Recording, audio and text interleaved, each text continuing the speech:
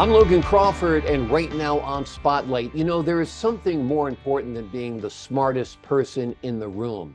It's being the person with the highest EQ, emotional quotient. Emotional intelligence can be much more important than your IQ. Our next guest has written 2 books on the subject. One is called Human Connect Through Emotional Intelligence to Live in Peace at Work and Home. And the other book is called Thin Line Between Goodness and Greatness in Leadership.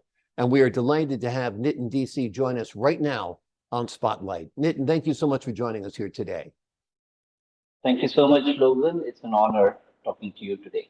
The honor is all mine, sir. I loved your books. Let's start with the first one, Emotional Intelligence, Human Connect Through Emotional Intelligence to Live in Peace at Work and Home. How important is it to have emotional intelligence? Well, I would say emotional intelligence is more like the air you breathe sometimes because it is so important to have control on your emotions in the course of your interactions and engagement with people. For people to build relationships, it's very critical. And it is also very important in order for you to be able to influence the other person, despite the fact that you yourself may not be in a comfortable position doing that. Often, what happens is that we succumb to our own emotions in the course of dealing with people. And while going through those motions, somewhere down the line, the trust is broken.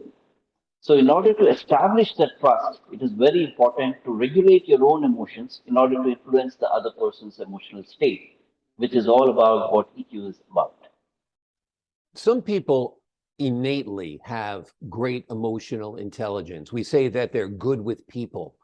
Do you think Mhm. these people skills and this emotional intelligence can be learned? Because some of the very smart people have terrible people skills. Absolutely, and that's a great question. Um, One way of looking at it is beyond just interacting, there is also something that comes in between your interactions with people. So, people skills is built on the basis of that, which is about your emotional quotient. And more often than not, a human tendency is to react to situations, circumstances in a very emotional way. It's an amygdala that comes in between.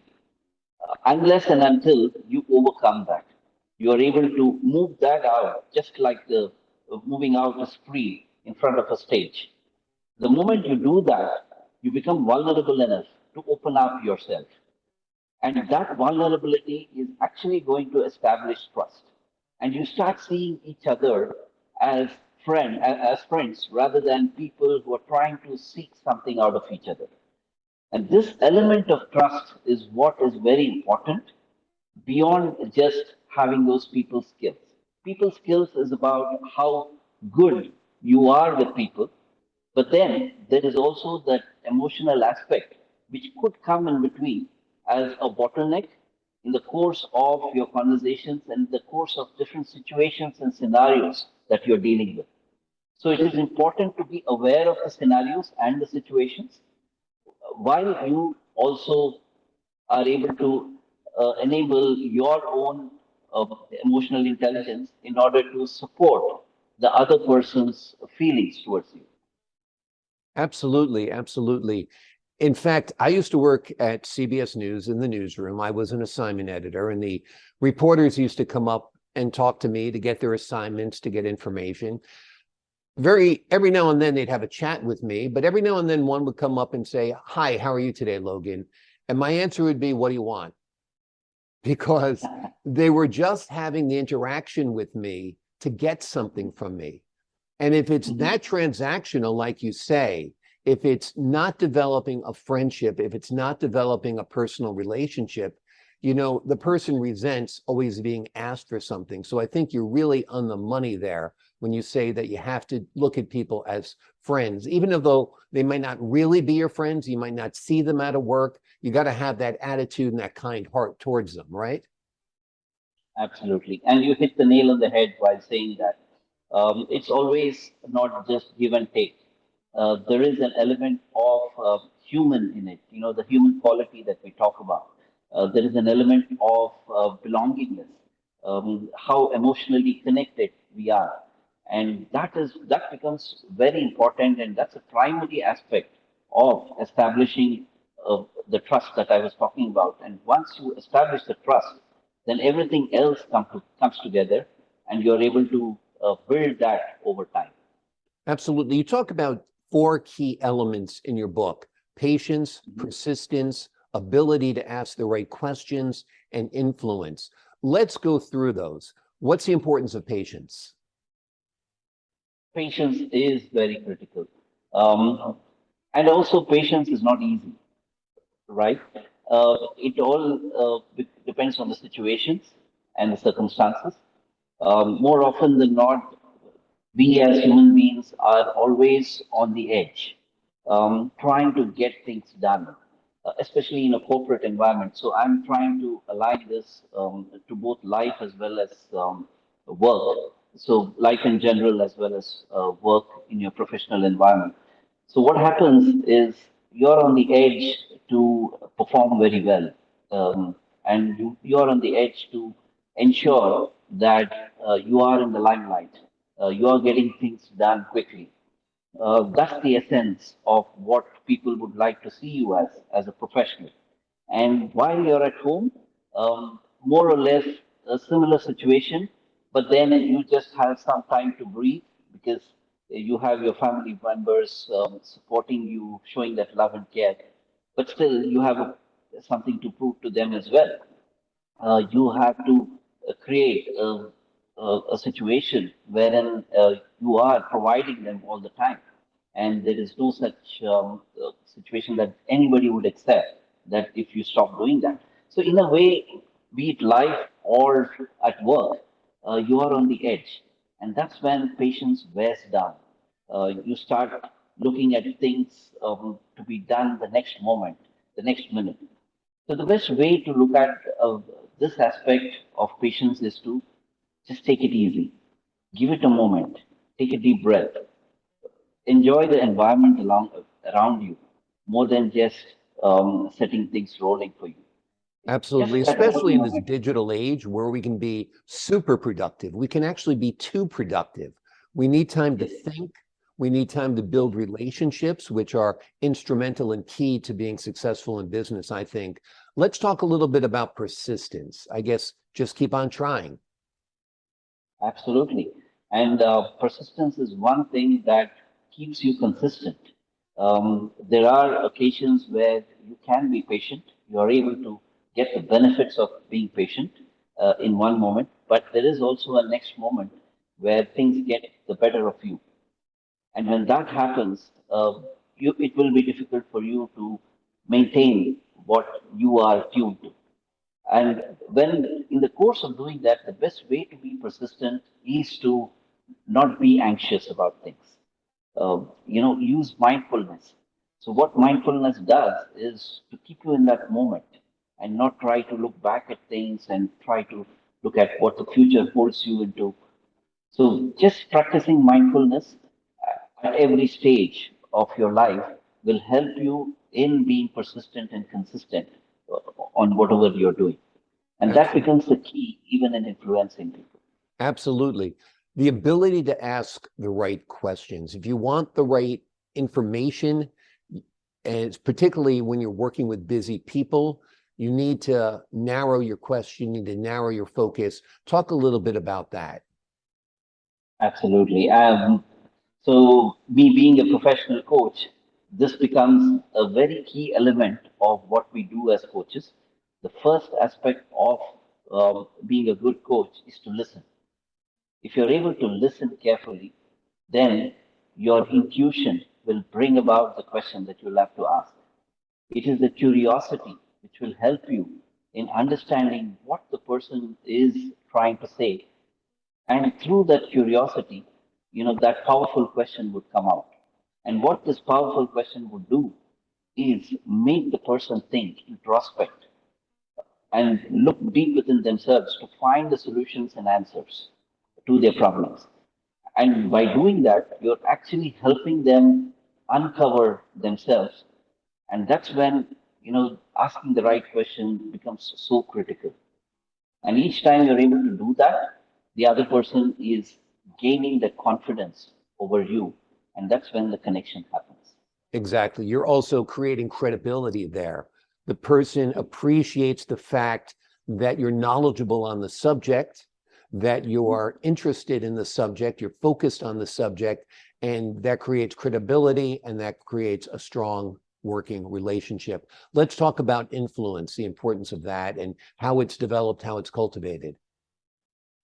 Very important, especially when you're a young professional or a person who's just about trying to make his or her career. There is a situation where you want to do something, but you may not be the decision maker in the course of doing things. And you might be passionate about doing your work very well. And one such situation that I used to face in my office during my younger days is I was passionate about helping people in their issues. So during the course of my interaction with the executives and the engineers, I always used to feel that there's so much to do, but then there is so less that I can do it myself. So there is a situation wherein I'll have to actually motivate others who are the decision makers, who are at the position where they can take the decision in order to help these people. And in that course, what makes it very important is how do you approach it? Can you just go to a senior member in an organization or at home to somebody who's elder to you and just tell them, hey, I want you to do this? It may not work. So it is very Absolutely. important to, create that environment and influence them by making them understand where you come from, what is your objective, and what are you passionate about.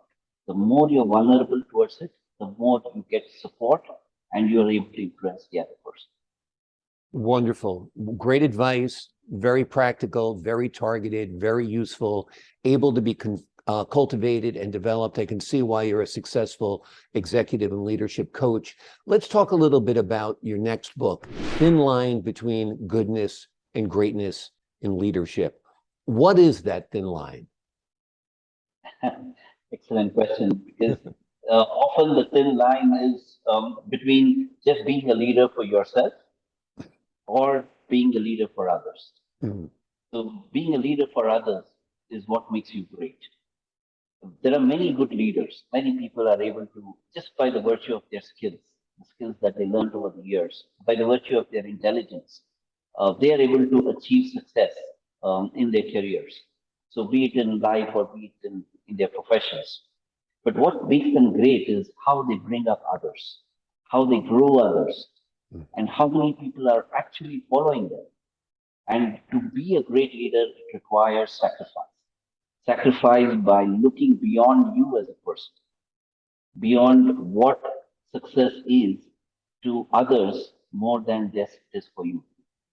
So A- when the people around you are successful because of you, that's when you reach the greatness. Absolutely. And there's a difference between being a manager, a boss, and a leader. And people instinctively know when they see a leader. They enjoy working for a leader. A boss is, by definition, somebody who's bossing you around, but a leader empowers you and motivates you. I think that's the difference, right? Absolutely. The difference is all about how you are connected as a person, more than just as a manager who's trying to get things done. So trying to get things done is the command and control. So end of the day, the means don't matter. What matters is the end. So that's when you just remain as a manager or a person who's very skilled enough to get things done. You become a leader when you connect as a person.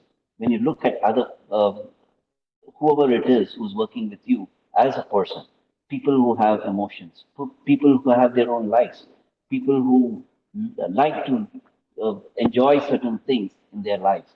So the more you are able to empathize, look things from their point of view, you effectively become a great leader. And that requires a lot of sacrifice from your end beyond what people are expecting out of you. Absolutely. It all boils down in many ways to altruism with a focus. Nitin DC, really enjoyed talking with you today. Your two books are Human Connect Through Emotional Intelligence to Live in Peace at Work and Home. You need a good emotional quotient and EQ at both work and home, very important. And the thin line between goodness and greatness in leadership. If you're working in business, if you have a family, if you're in a relationship, both of these books will benefit you. You can buy them on Amazon. The links are below this interview. Nitin DC, thank you so much for joining us here today on Spotlight. Thank you so much, Logan. It was a pleasure talking to you, and it's really a great honor. Thanks a lot for having me in your program.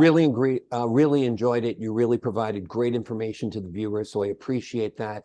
And to the viewers at home, I'm Logan Crawford, thanking you for your time this time. Until next time on Spotlight.